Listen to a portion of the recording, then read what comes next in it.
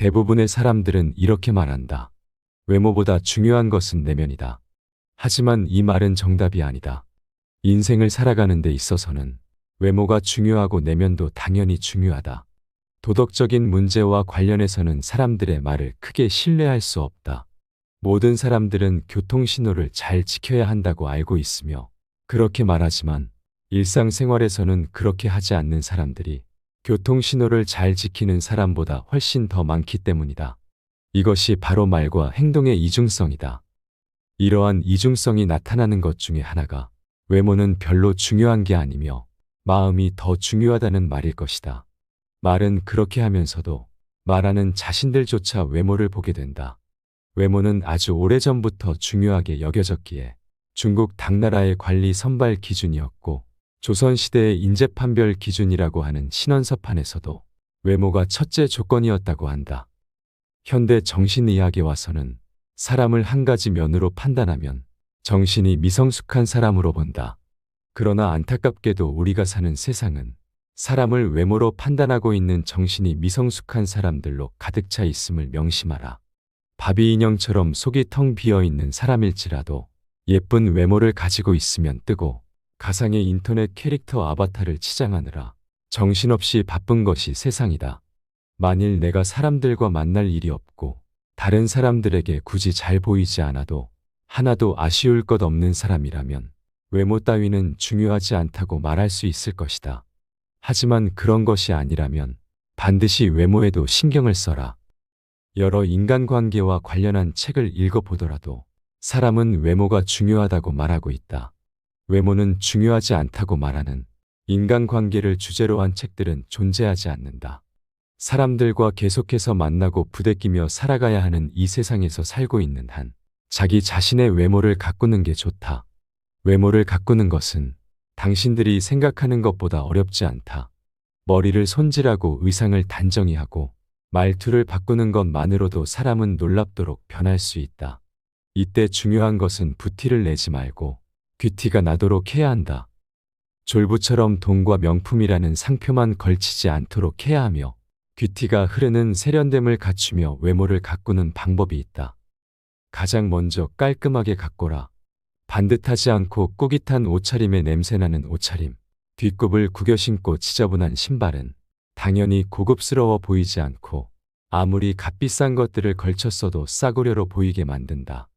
그리 비싸지 않은 저렴한 물건을 걸치더라도 깔끔하게만 가꾼다면 훨씬 호감 가는 인상이 될 수 있다. 부드럽고 온화한 표정을 지어라. 이목구비의 생김새보다 더 중요한 것이 바로 표정이다. 항상 부드럽게 웃으면서 살짝살짝 변하는 표정 변화는 그 사람을 여유가 있는 사람이라는 인상을 줄 수 있다. 몸매보단 바른 자세에 신경 써라. 항상 구부정한 등이나 어정쩡한 자세에서 허리만 반듯하게 펴도 사람이 달라 보인다. 여기에 건강한 식단과 운동으로 관리까지 하면 사람이 멋있어 보이고 실제로 자신감도 올라간다. 유행보다는 나에게 어울리는 옷을 입어라. 내 체형에 잘 어울리는 스타일이 무엇인지 아는 것이 무엇보다 중요하다. 나와 체형이 비슷한 분위기의 연예인들이 어떻게 스타일링을 하는지 눈여겨보는 것도 도움이 된다. 옷을 꼭 많이 사지 않아도 매장에 가서 많이 입어만 보더라도 나에게 어울리는 스타일의 옷을 찾을 수 있다. 고급스럽고 세련돼 보이려면 옷의 소재를 체크하고 원색보다는 부드러운 색감의 옷을 선택하는 것이 더 좋다. 외모가 주는 이점은 남들보다 앞선 출발선에 설 수 있다는 것이다. 예쁘고 멋지게 꾸미고 나간 날은 사람들이 유난히 친절하다고 느껴지는 경우가 많으며 나의 마음가짐 또한 달라진다. 마음 저 밑에서부터 자신감이 솟아오른다. 반면 너무 후줄근하게 입고 외출했을 때는 사람들을 최대한 안 마주치게 아래를 보며 걷게 되고 얼른 집에 오고 싶다는 마음마저 든다. 외모가 출발선을 조금 앞에 두도록 도움을 주는 것이라면 롱런하고 질주하게 만들어주는 것은 내면이다. 외모만을 믿고 내면을 가꾸지 않으면 생명이 길 수 없다. 그렇기에 외모를 통해 출발선을 앞당기며 그 후에 갈고 닦은 내면의 아름다움을 발휘하면 더욱 좋을 것이다.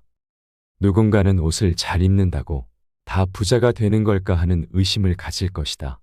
워싱턴 대학교 심리연구팀에 의하면 적게는 10배에서 많게는 100배 이상의 차이가 난다고 밝혔다. 또한 현대 인상학자들의 견해에 따르면 옷을 잘 입는 사람의 경우에는 누구에게나 쉽게 자신의 생각을 어필해 상대의 동의나 승낙을 얻어내게 된다. 생각해보라. 우리도 우아하고 기품 있는 사람들이 정중한 태도로 부탁을 하면 더 잘 들어주게 되니 말이다. 길을 걸어가던 도중 낯선 사람이 당신의 곁으로 다가오려 할 때 만약 그 사람이 아주 멋지게 차려입었다면 특별히 경계하지는 않을 것이다.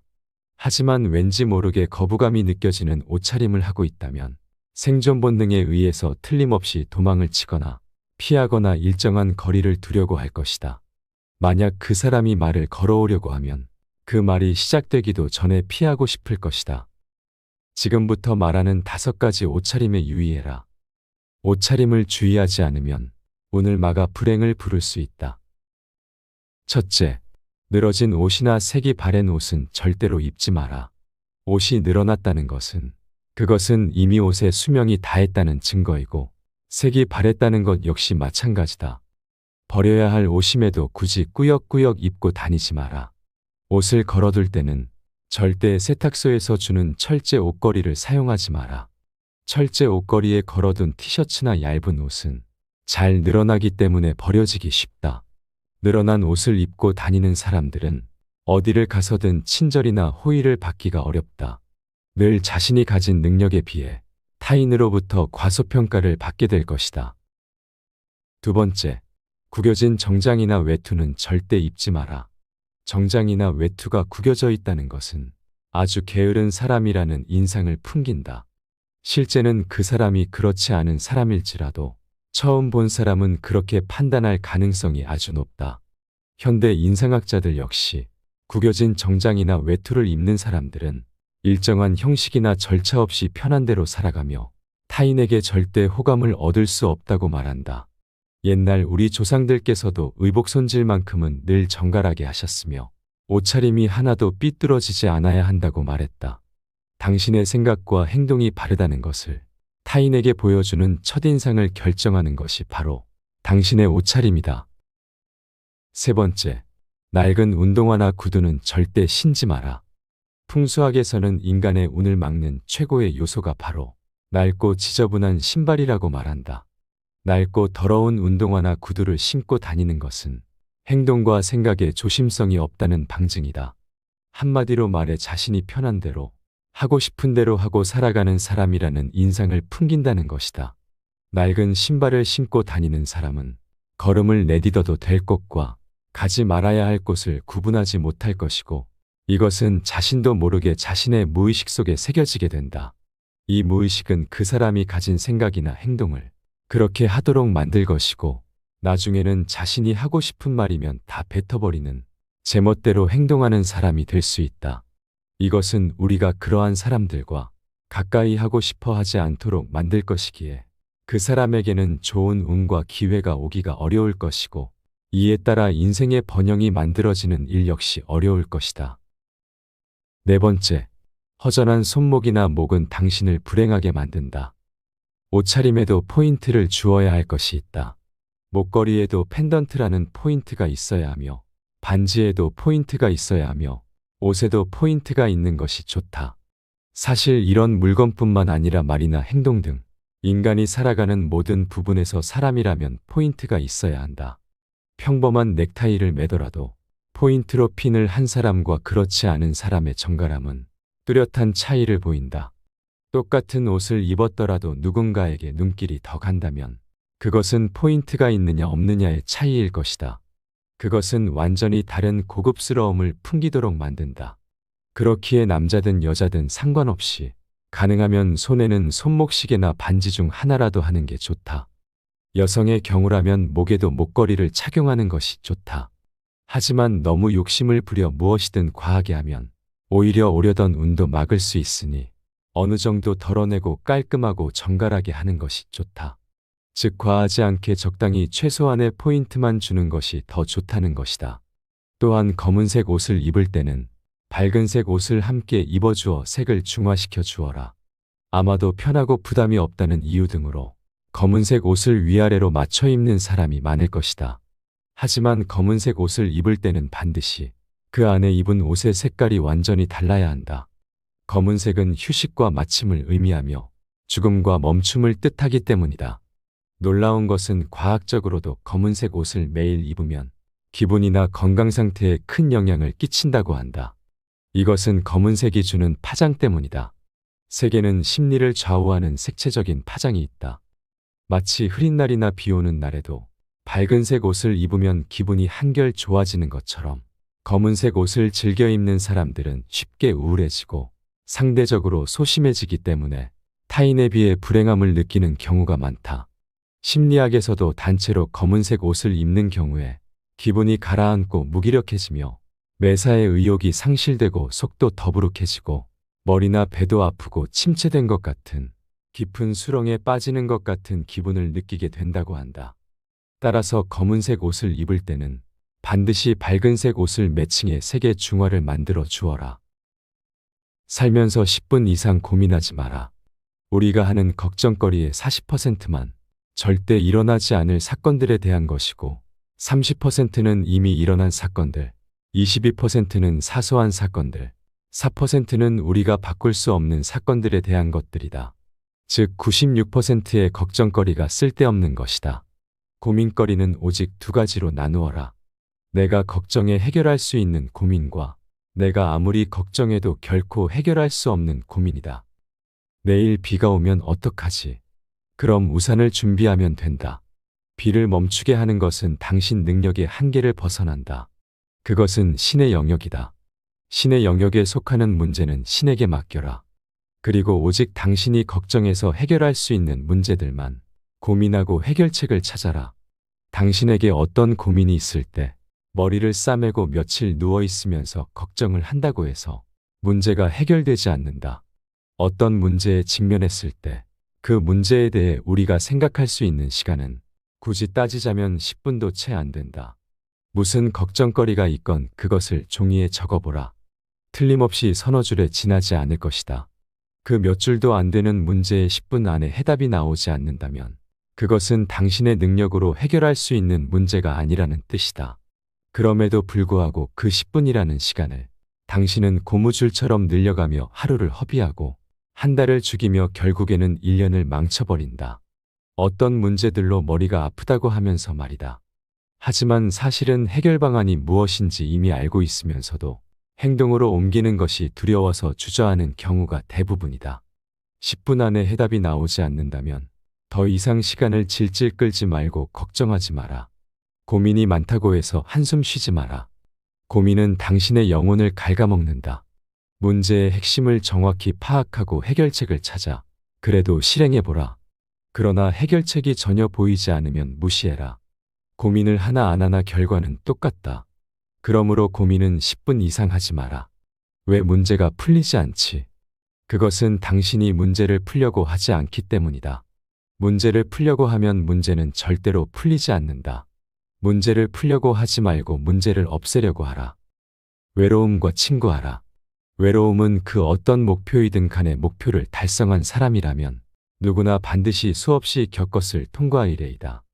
혼자서 노력하는 과정 중에 창밖에 비치는 찬란한 햇빛, 하얗게 쌓인 눈, 후두둑 떨어지는 소나기, 그런 것들을 배경으로 하여 시도 때도 없이 밀려드는 외로움과 보고 싶은 얼굴 등등이 스스로를 외롭게 하고 내가 도대체 꼭 이렇게까지 하며 살아야 하나 하는 회의감마저 불러일으킨다는 것을 나는 경험으로 알고 있다. 그래서 나는 장담한다. 만일 당신이 어떠한 목표를 향하여 정진하는 과정을 이미 시작하였거나 시작하려 한다면 이제 곧 문득 외로워질 것임을 안다. 그러므로 이제는 고독과 외로움을 친구로 삼아라. 당신이 외로움이나 고독과 친구를 삼고자 할 때 제일 방해가 되는 것은 놀랍게도 주변 친구들이다. 친구들은 당신의 옛날 생활들을 알기에 새삼스럽게 너답지 않게 왜 그러냐고 놀리며 발목을 붙잡고 늘어진다. 부자가 되려면 외로움을 이겨내야 한다. 친구는 당신에게 부자가 될 기회를 주지 않는다. 오히려 웃고 떠들며 이른바 정을 쌓으면서 부자가 될 시간만 빼앗는다. 그러므로 부자가 되려면 몇 년만이라도 만나지 말고 고독하게 지내라. 인생은 자전거와 같다. 뒷바퀴를 굴러가게 하는 것은 당신의 발이지만 앞바퀴를 돌려 방향을 잡는 것은 당신의 손과 눈이고 의지이며 정신이다. 당신의 발이 생활이라는 이름으로 당신을 움직일 수 있도록 돕지만 정작 당신의 손은 주머니 속에 깊이 박혀 있는지도 모른다. 정작 당신의 눈은 당신 앞에 놓여 있는 길을 바라보지 않고 옆에서 빠른 속도로 지나가는 오토바이들과 자동차만 부러운 마음으로 바라볼지도 모른다. 때문에 비록 열심히 페달을 밟고는 있지만 당신이 탄 자전거는 제자리를 맴돌 뿐이다. 그러니 그저 열심히 페달만 밟지 말고 반드시 방향을 잡아야 한다. 삶이 그대를 속인다면 분노하라. 자신의 삶에 스스로 노예가 되어 자신의 생활과 시간을 통제하지 못하는 사람은 인생의 주인이 되지 못한다. 비록 현재의 삶이 절망스럽고 고통스럽고 암흑에 쌓여 있는 것 같아 보인다면 분노하라. 분노를 느끼는 사람만이 닫힌 문을 세게 쾅쾅 두드릴 수 있다. 욕할 때는 화내지 마라. 아무 때나 욕을 해서는 안 되겠지만 욕을 할 수밖에 없는 상황이 펼쳐진다면 이것을 반드시 명심하라. 욕을 할 때도 원칙이 있다. 절대 흥분하지 마라. 욕은 얼음처럼 차가운 마음으로 머리로 해야 최대한의 효과를 거둘 수 있다. 그래야 싸늘한 맛도 생긴다. 오늘 들려드린 지혜의 말씀을 자주 되뇌이시고 마음에 새기시면 남은 인생을 더욱 건강하고 행복하게 살아가시는데 작은 도움이 되시리라 생각됩니다. 여러분의 지혜로운 삶의 여정을 함께합니다. 이상으로 밤을 잊은 철학이었습니다. 철학이 있는 당신의 삶을 응원합니다. 오늘 내용이 도움이 되셨다면 구독과 좋아요 부탁드립니다. 감사합니다.